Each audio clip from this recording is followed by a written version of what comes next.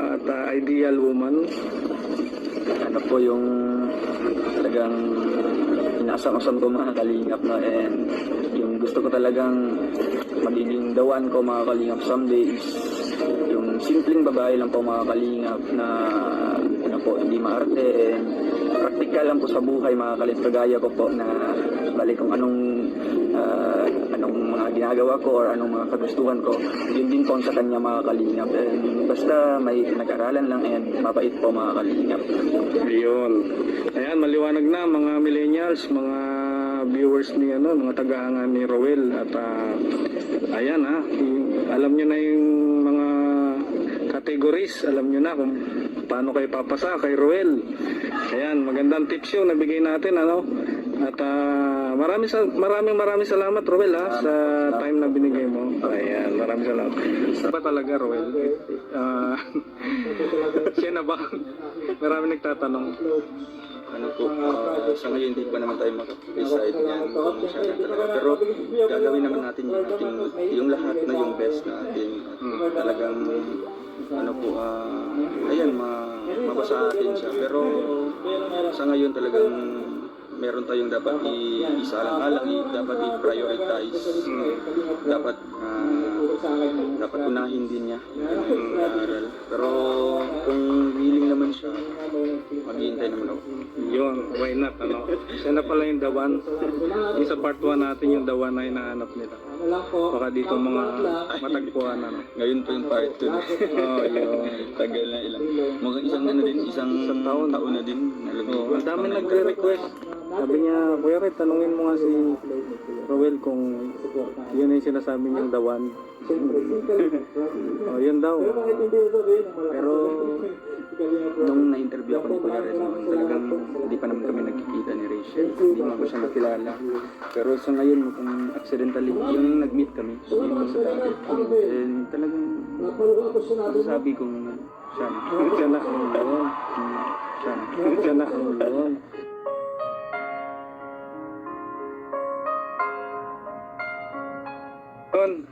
Good afternoon mga kalingap. Napadaan kami ni Kuya Brooks dito kasi shortcutan namin itong kahabaan na ito. Yung magandang hapon Kuya. Kuya Raisa, magandang hapon. Napadaan. Pista pala dito bukas? Oo, pista dito bukas. Kamusta ang ano plano nyo? Haranda lang kunti. May madating daw na kaya pala kayo, punta na lang kayo bukas. Ay sige Kuya, salamat. Punta kami ni Kuya Brooks. Daanan kasi din namin to pag namamaling kami dyan. At Kuya Resen, may tanong lang ako para sa mga fans nung dalawa ni Rochelle. Pinapatanong nila kung ano bang lagay ni Roel sa'yo, boto ka ba sa kanya? Sa akin walang problema kung manliligaw man si Roy. Basta huwag lang yung aapurayin yung anak. Walang problema sa akin. Patapusin, no? Oo. Yun. Direkta rin pala si Kuya Raisin ay. Walang problema basta makapagtapos dahil yun din naman ang kasi ang pangarap ni Roel, graduate din ang mapapangasawa niya.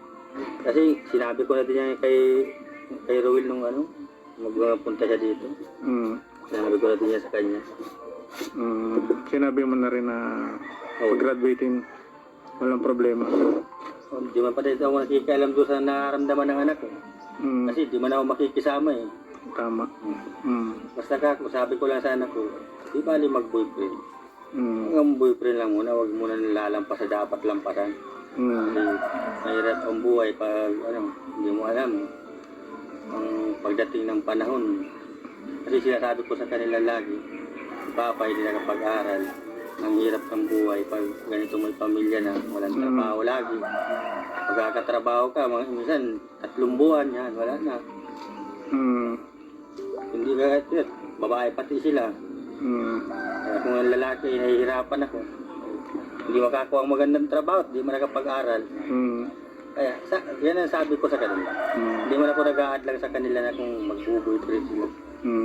Tanong ko lang, Kuya Raisen, may kwento kasi sa akin dyan na matanda na ano. May nanliligaw daw dati kay Rachel. May naliligaw kay Rachel, kaso di man iniintindi yung time si ni Rachel. Hmm. Bali, wala pa man kasi sa kanya yung mga ganyan-ganyan. Hmm. Hindi man siya mahilig pag yung basta pag mahilig lang magkipagkaibigan yung anak ko. Hindi pa siya, wala pang gaanong napasok sa isip niya ganyan. Hindi, wala pa sa isip niya yan, ano. Kasi nag-aano siya lagi sa pag-aaral niya Pangako niya sa nanay niya, ano. At sabi niya, yung sa nilalaban ni mama niya, nakasama siya. Ang laki naman ng tumamang bahay na ito. Sana magkamiran din tayo ito. Kaya yung mga mama niya, mag-aaral ka mabuti pa. Kasi yung mama, mag-aaral ka. Pag ako naging engineer, hindi ka na malaba, ikaw na ang mapalaba. Ay wala man na si mama niya. Simula ba nung bata pa siya, engineer na gusto niya? Oo, yung ano siya, siguro yung grade ano pala siya. Grade 5 yata siya nun. Yun na yun ang ano niya. Anong klaseng engineer? Architect o civil? Yung civil yata Civil, maganda, no? Yung inaano niya Oo. Yun, napakaganda pala ng pangarap ni Rachel at siyempre nagsisimula naman ng ugali ng mga kabataan, nagmumula sa magulang yan. Ibig sabihin, kung yung puno ay maganda, maganda rin yung bunga, no? Kasi sa mga anak ko, simulang bata pa ako ay talagang papi ko sarili ko talaga. Pag ako nagkapamilya, hindi sila yung kagaya ko na nahihirapan sila na pagdating ng panahon na pati sabi ko, pag ako nagkapamilya, yung mga anak ko, hindi ko pababayaan na yung gabi na, sige palayas. Kaya yan, mga anak ko yan, kapag nagkagabihan na sila pag mapanood dyan sa labasan. Nakikipanood lang. Yun lang ang gabi nila, yung may event niya sa labasan. Ay, may mga pista-pista, ano? Yung Yun lang. basketball, ganyan. Pero sa ibang lugar, di man sila nadayo, dyan lang. Kasi di ako napayag pag malayo na yung ibang lugar na dinadayo na naman. Kasi hindi man lang mayroong pista. Kasi iba yung ko nararamdaman ko kasi sa panahon man baga ngayon. Yun ang naano ko. Sa TV nga, maraming yung mga bata pang nagagawa ng masama. Ay, oo, tama. Ang mahalaga dito mga fans nila Rochelle ay walang problema kay Kuya tungkol sa kay Ruel, no? Wala man akong problema. Walang problema. Tsaka parang boto ka, Kuya, boto. Ay kung sila bakit baga. Yeah. Hindi man ako Yahoo! ulitin ko, hindi man ako makikisama ngayon. Oo nga. Ako nga, hindi ikaw no? Sila ang magsasama Dapat silang Basta ang sabi ko lang sa anak ko na basta yun lang lagi. Mag-aral ka muna mabuti. Para nag-asawa ka man, hindi ka maghihirap pag may pamilya ka na. Hindi ka mahirapan maghanap ng trabaho. Mahirap talaga pag walang pinag-aralan. Puro, kagaya ko, buwat lang ng buwat. Mapagod sa Sa construction, anong tawag doon? Skill? Labor lang ako Labor. Kasi di man ako mahirap pag mahina ako sa mga math. Metros ka, hirap ng Computation? Mabilisan ka dun. Oo. Nililigo yung itik ng wisik. Sa akin yung mga sa ibang lugar, nagang mura yan, hindi yan nagang Maayos ba sa mga nakakabatang kapatid si Rachel? Oo. Ngayon nga, nag-uwi nga ngayon at nagbili ng mga pang-ayos na namin sa loob. Talagang maano pala siya, maasikaso, Ngayon, nandun siya sa school, nag-meeting doon sa kapatid niya isa. Siya umattend ng meeting. May hinihintay ka ako kung maputol kami kasi ng tao niya. Hindi pa man nadating, hapon na lang. Kaya siya nag-meeting. Kaya siya umattend. Kuya, ito lang yung at ibigay ko na lang sa'yo.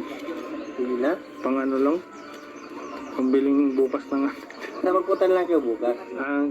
Si Kuya ayaw tumanggap. Mayaman na si Kuya. Ayan. Kaso, ano lang. Ayan, maraming salamat. Napakabait talaga ni Kuya Raiza, no? Talagang pinagbigyan niya tayo ng kwentuhan. Maraming salamat, Kuya Raiza, na. Maraming salamat po.